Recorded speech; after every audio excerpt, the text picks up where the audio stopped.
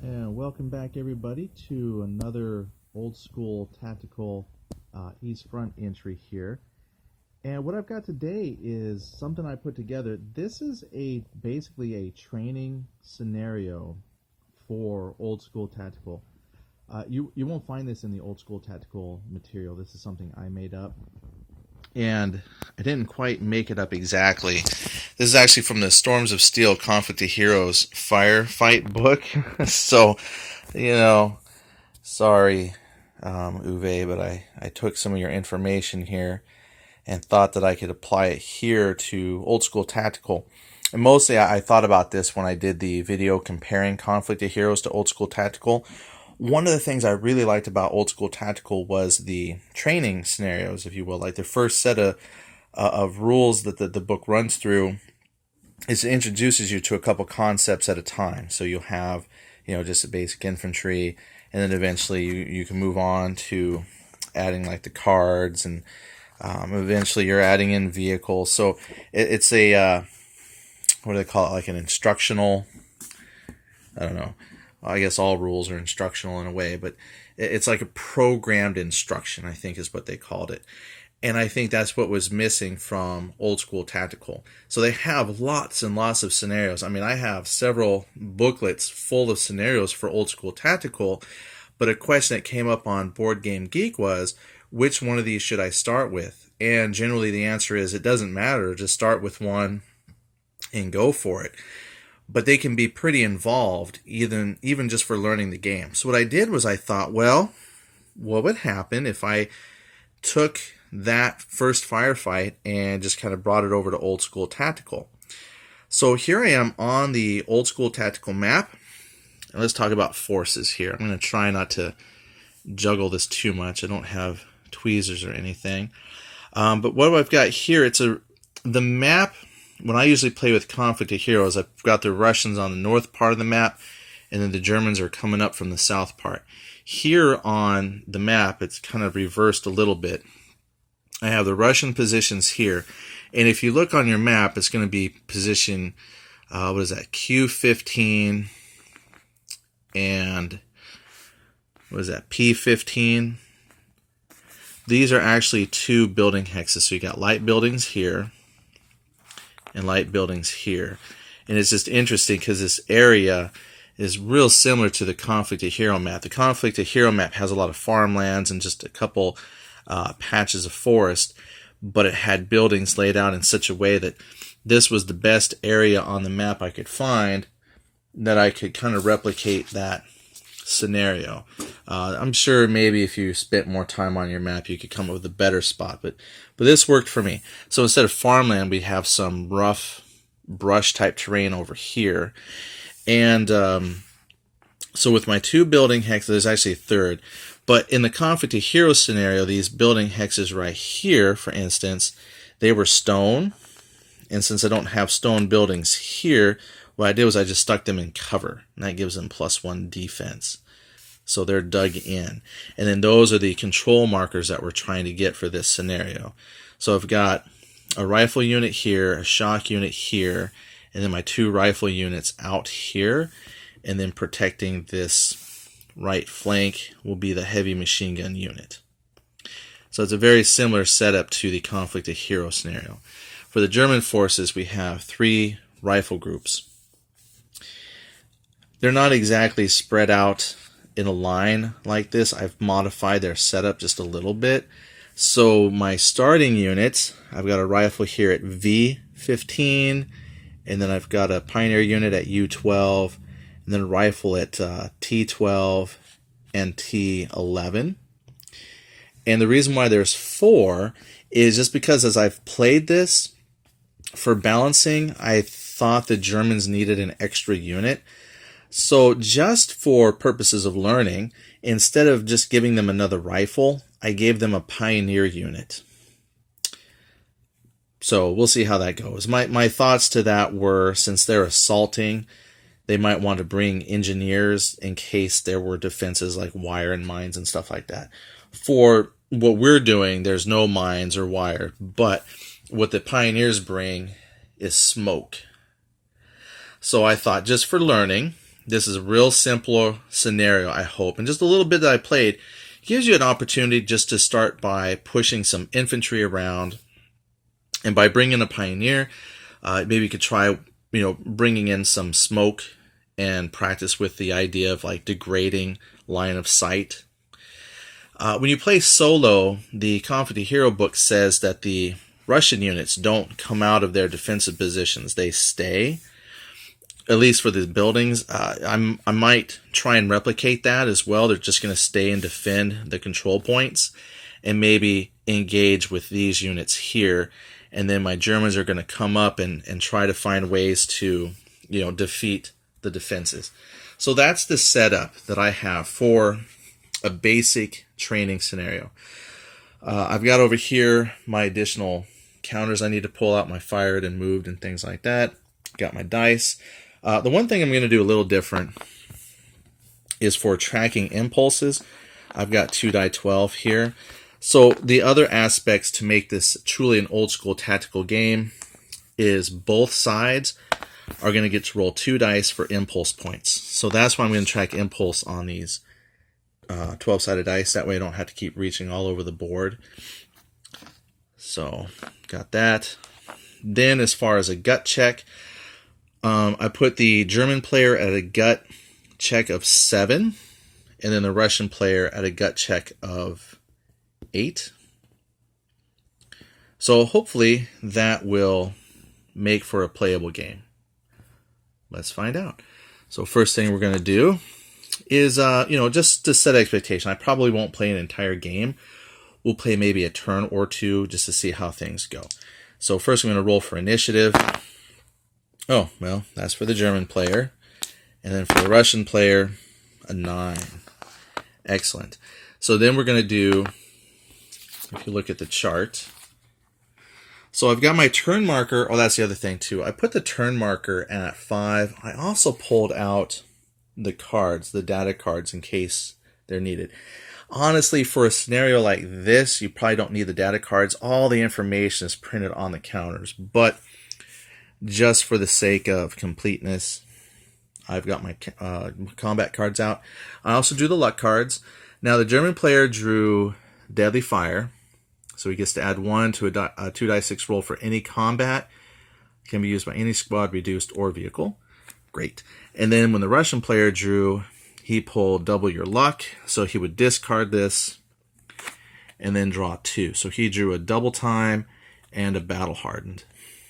Now before that, he did draw an onboard artillery card and a vehicle card. I forget which one it was. But since there's no vehicles, I let him redraw. And for the sake of simplicity, since people are learning, I thought I would go ahead and drop artillery. Not that artillery is super difficult, but again, for a training scenario, I thought, hey, let's keep things simple. So we've got our turn marker, which I put on 5. Now in this game, turns count down. You don't count up.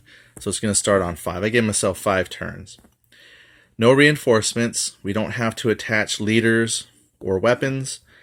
Currently, there are no smoke counters on the board. Scenario rolls. There's no special rules that I've created for this scenario, so I don't have to roll for anything. No rally or bog checks to take. We haven't done anything yet. We did the initiative roll, and now we're going to check for impulse. So the German player gets 6. So 2 die 6. So I'm going to put the black die for the German. There we go. And then the Russian player, 7.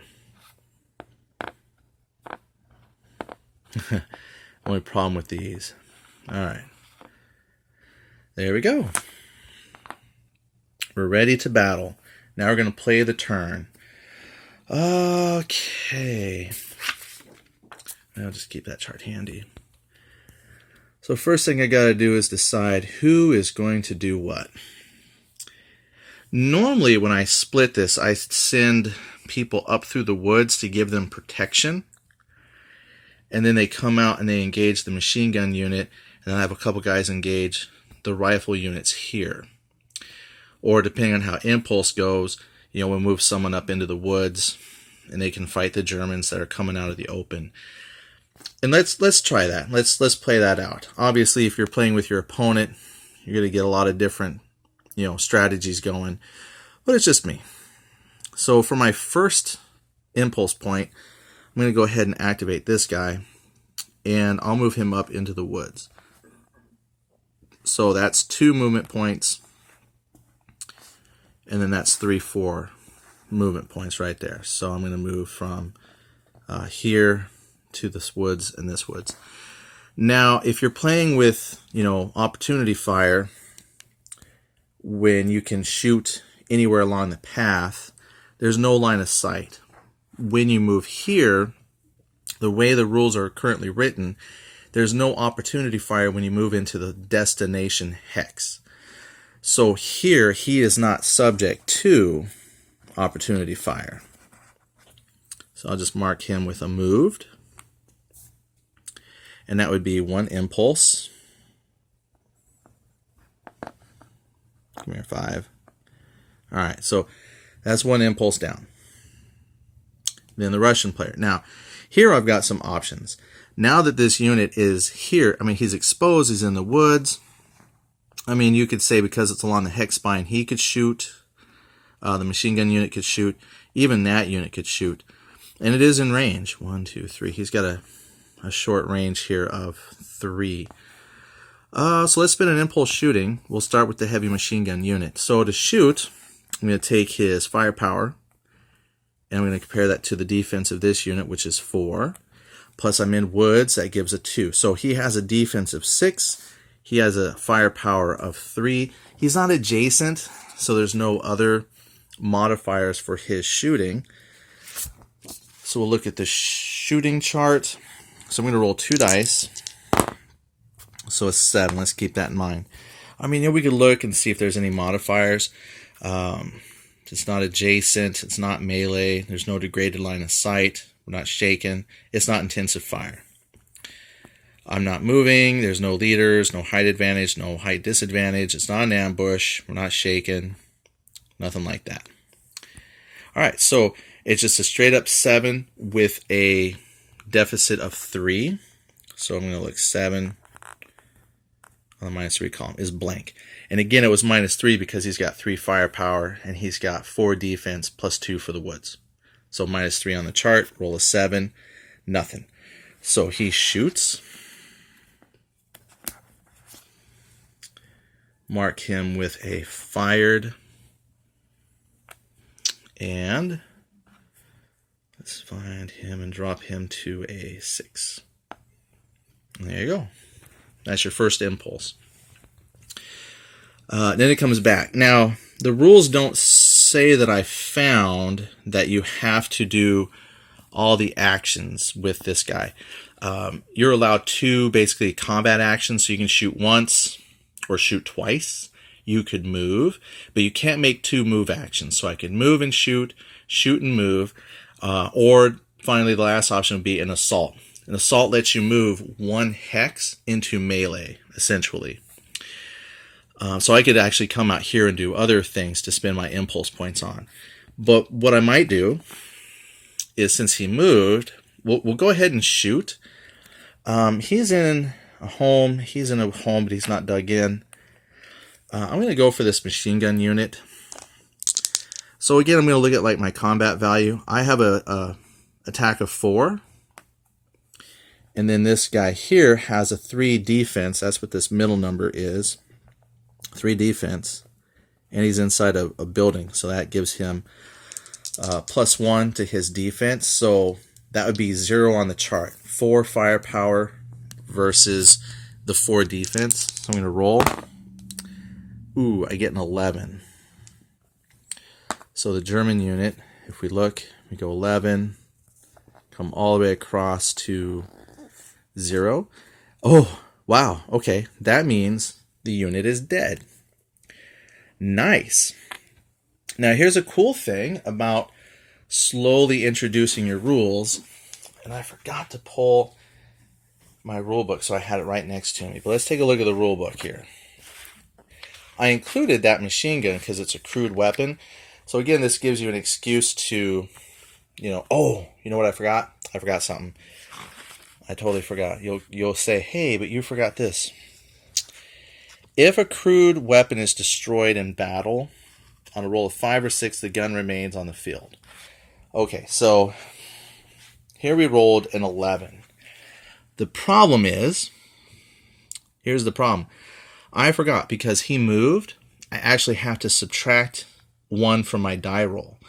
So that would make my 11 an actual roll of 10. And if I look here, that means I have casualties and possibly shaken. So he is not eliminated. Lucky for the Russian player. We're going to flip it to the casualty side. So now he's on the reduced side. And we're going to make that gut check roll. And remember, I gave for this scenario the Russians an 8. He rolled a 7. He fails the gut check. He'll become shaken, not stirred. Awesome. So there you go. All right. And because he moved and now he fired, he is technically used. Now, he could do an intensive fire if he needed to, but that would be another rule that you could test out. But we don't need to. All right. And because we did that, that was a second action. I'm going to move this to the 4. There you go. 4 impulse points left for the German player. Then that flips over to the Russian player. Now, obviously, the game plays much quicker when you're not holding a phone and then trying to explain rules. Now, he's hurt. Now, he could spend impulse points trying to rally, or I could spend points and try to shoot stuff. Why don't I'm going to shoot with the shock troop here. The only reason I'm not going to shoot with the machine gun is because he gets half firepower when he's, shaken. And he's already at a 2, simply because he got, reduced. So we'll go here. He's got an attack of 5 at a range of 3. So 1, 2, 3. So he's got a firepower of 5. I still have a firepower or a defense factor of 6 because I'm 4 plus 2 in the woods. So 6 minus 5 is 1. So, the attacker is at a deficit of 1. And he rolls a 9. So if we go 9, cross-reference that over to the -1, it just simply says casualty. So we're going to mark him a casualty. Hold the phone where you can't see it. And then, because he fired, we're going to grab a fired marker. And then we're going to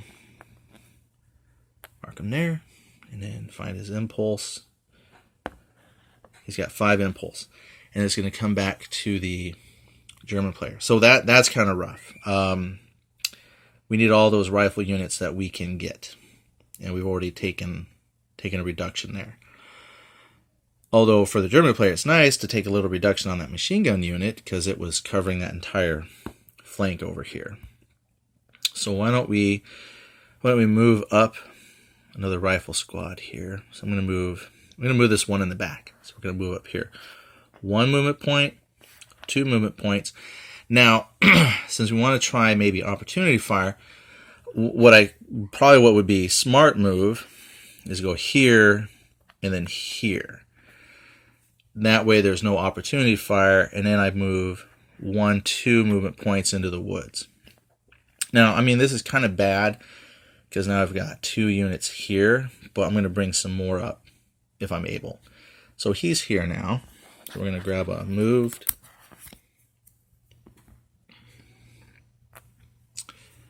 And then again, reduce my impulse points. Boom.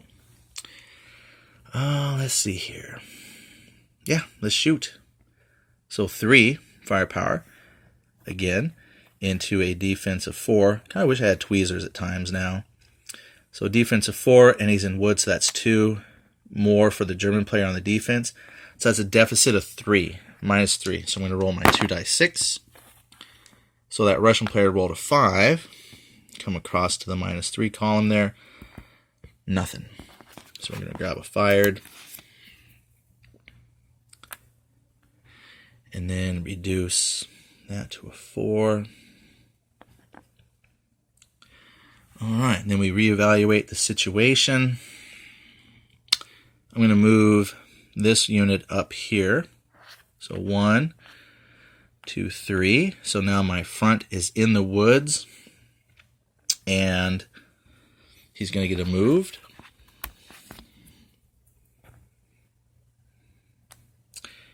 And then we reduce to 2. And the Russian player is going to shoot this again. So firing twice like that does not incur any penalties whatsoever. You can shoot twice just fine. It's only if you move and then shoot that you get a penalty. Now, because this isn't vehicle on vehicle, you don't qualify for the ability to have like the target acquired. But let's see here. Yeah, I was looking at my cards for the Russians, and he's got just battle hardened and double time, so that's not going to work out. Okay, so we'll just shoot. So we're still at the -3 because he has 3 firepower. Just a reminder, 3 firepower, 4 defense, +2 for the woods. Roll my 2 die 6. I get a 7 this time. 7 on the -3 column is nothing. I knocked over my counters. All right, so he's going to get put on used because he's done both his actions. And we reduce this to a 3. And then it would flip back to the German player. Now we've moved up, so we're going to take some shots. So the German player's on the offense now. So he's got a firepower 4. And then the Russian player has a defense of 4, plus this one's in a little house.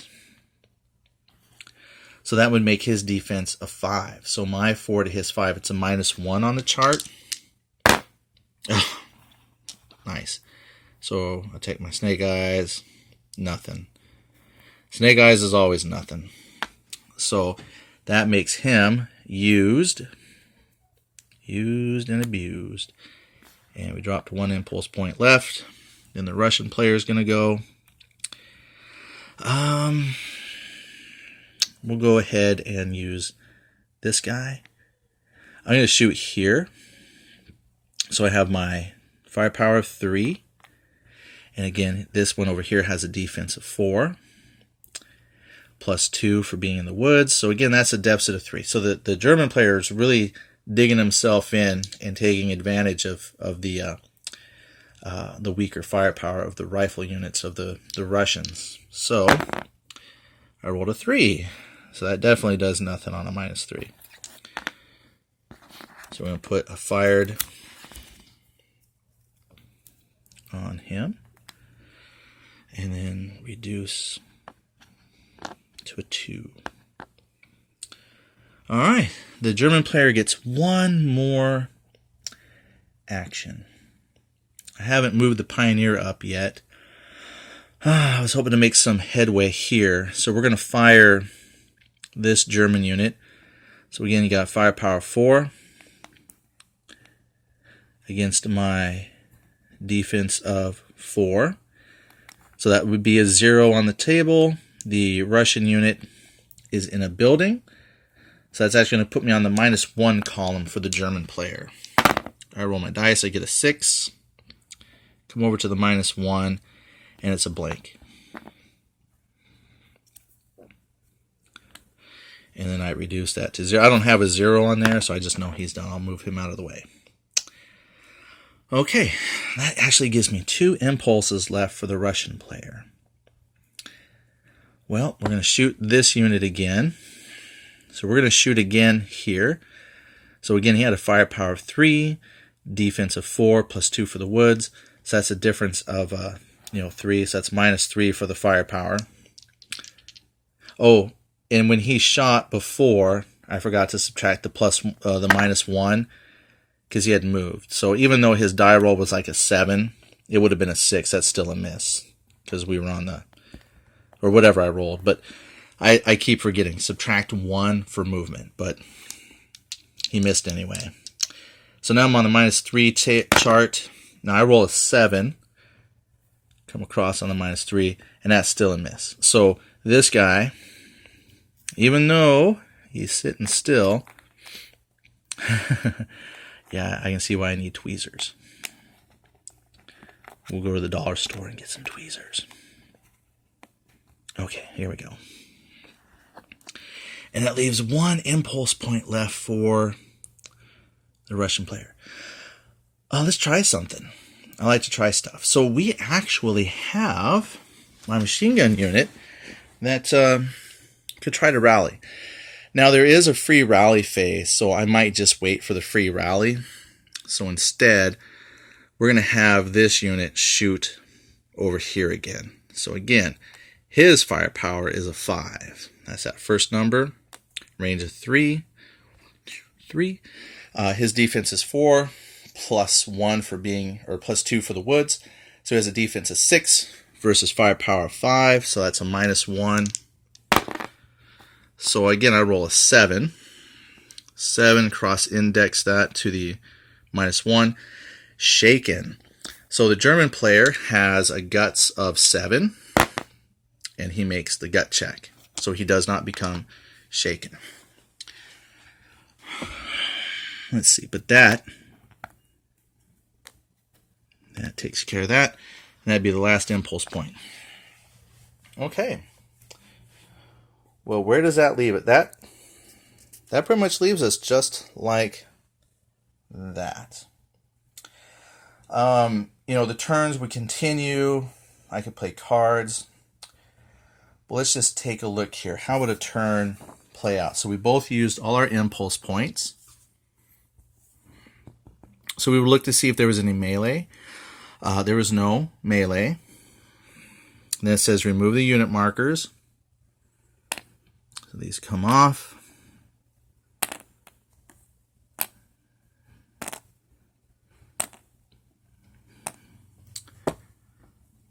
And then we score victory points.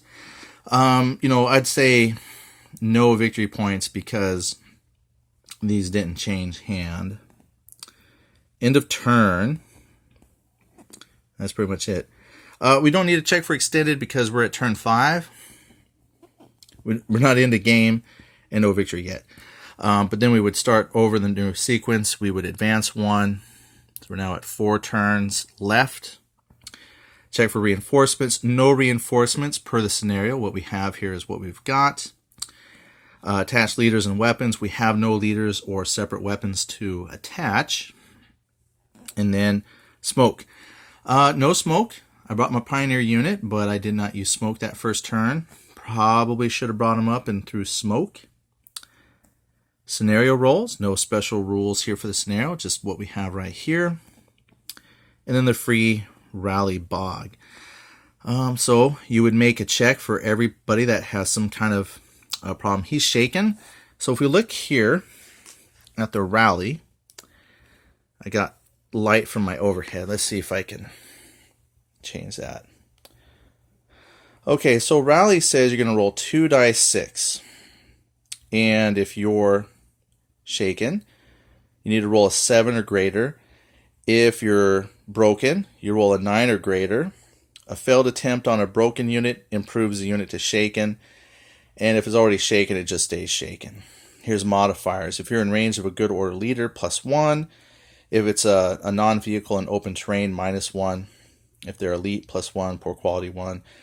Adjacent enemy, -1. Or if there's a friendly good order squad in the same hex. I don't see anything mentioning if you're in cover, which I've seen in some games. So he's just out here. No adjacent enemy, so he's going to roll 2 dice. And he rolled a 6. And he needed a 7, so he stays shaken. So the idea with the gut check, that's just for when you first get hit. You make a gut check and to see if that result stays. If you fail the gut check and you get that status marker, then later on you have to make the roll at the number on the chart to get rid of this. So it's not based on your gut check once you fail a gut check. So some other things we didn't talk about would be melee. We haven't gone into turn 2. I think we'll go ahead and cut this here because this was just to show you a scenario you could set up yourself and play out and what a sample turn would look like. I've actually played this out a couple of times and varying degrees of success. This is the first time I've added Pioneer, and I didn't play all the way through with a Pioneer, but I think if I just strategize a little bit more, I could put him to use. But this gives you a great opportunity to just use a small portion of the map and practice some of the rules and actions without being overly complicated. The crude weapon, pretty much crude weapon looks, or not crude, but a crude, a weapon with a team, like that has the C for crude. Not as in poor quality, but crude as in a crew. They work pretty much like everything else. It's just that if you reduce them and destroy them, there's a chance the weapon remains, and then you could capture it and use it. So that's not a complicated rule to add in. Smoke, pretty much, if I had actually used smoke, let's grab a smoke counter. I would have put smoke on the board at the +1. And then smoke, it just says that it provides like a +1 defense if you're in it. And it provides -1 to the firepower if you're shooting from inside of the smoke. Usually we use that to degrade line of sight. So if I had placed smoke here and I moved someone up, for instance, they could have taken a shot, but then their firepower would have been degraded because of the smoke. So things like that. And then the next turn when you had the smoke phase, you just flip it to the 2 side. And then finally when you go through the smoke section again, you would remove it.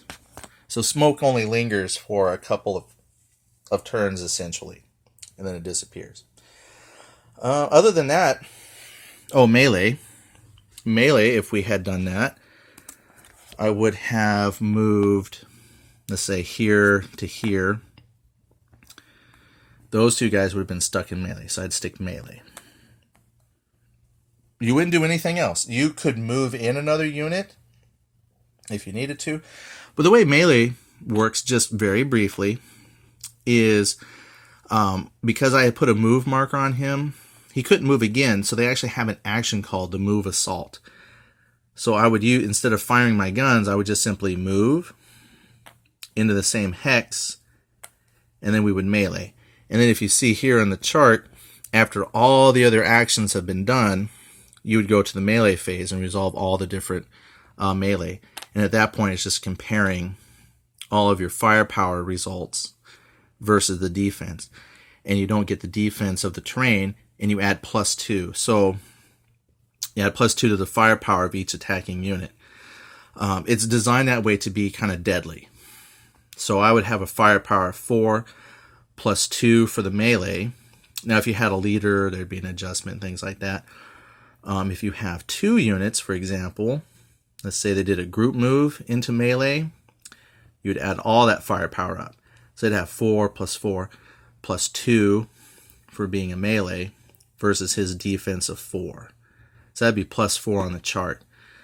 But if I had just moved the 1 in, like from here to here, then that'd be 4 +2 versus his 4 defense. So I'd roll my dice, which that'd be terrible, and that'd be on the +2 column. Now when he returns, because in melee, unless you're broken, the attack is simultaneous. So he would do a 3 +2 is 5 versus his 4 defense. So he'd roll 2 dice on the +1 column. 7. So he would have had a chance to break the unit. And then if no unit suffers any effect, they just stay locked in the hex. If they get like broken results, if they both had like broken or shaken or something, the attacker has to withdraw. If the attacker wins and the defender got broken or something, they would have to retreat out. So it's pretty Just pretty simple, just a separate little step. But that's the game in a nutshell. And these are all things you can practice with a really small scenario like this. So I would encourage anybody who's just got the game and wants to play with some of the basic rules, try this scenario. Let me know how it goes. If somebody wanted to actually type this up as a PDF, that'd be awesome. I don't have that skill. Make it look like one of the scenarios out of the booklet and put that up on the Board Game Geek, because I think it's a great way to learn the basics without overwhelming anybody in particular. Or, if you have a better idea for a training scenario, share that too. But I hope this gives you some ideas for introducing the game to new players without overwhelming them with a lot of units. So I'll talk to you later. Maybe next time we'll throw in a vehicle and discuss vehicle tactics. All right, thanks a lot. Talk to you later. Bye.